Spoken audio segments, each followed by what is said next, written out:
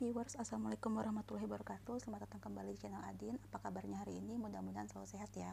Nah, pada kesempatan kali ini kita akan membahas tentang bagian dari sistem saraf, yaitu chorda spinalis.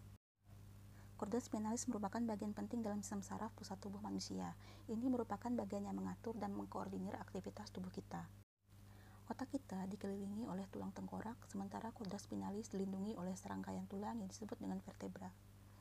Keduanya dilindungi oleh membran pelindung. Membran dan vertebra bersama-sama membentuk kolom spinal atau tulang belakang.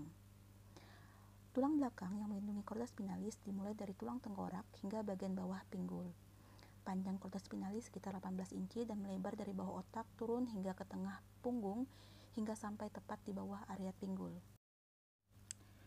Tugas utama chorda spinalis adalah sebagai sistem komunikasi antara otak dan seluruh tubuh dengan cara mengirimkan sinyal agar kita dapat bergerak atau merasakan sensasi. Saraf spinal disebut dengan neuron. Dia bergerak menuju dan dari chorda spinalis. Pesan atau sinyal ini dikirim melalui cabang-cabang saraf ke vertebra. Saraf spinal berpasangan di kanan dan kiri tubuh. Masing-masing saraf punya tugas spesifik, mulai dari bergerak hingga merasakan. Saraf-saraf ini memberikan sinyal pada tangan, jari-jari tangan, tungkai, jari-jari kaki, dan bagian torso sekalipun, serta bagian-bagian lain di tubuh kita untuk memberitahu kapan dan bagaimana kita bergerak. Ketika terjadi cedera pada chorda spinalis, kemampuan gerak dan sensasi mungkin akan terganggu. Fungsi otot juga bisa lumpuh, baik secara temporer maupun permanen. Semakin tinggi lokasi cedera pada chorda spinalis, maka akan semakin besar dampak kerusakan yang terjadi pada kemampuan sensasi maupun motorik manusia. Vertebra dibagi-bagi lagi berdasarkan lokasinya.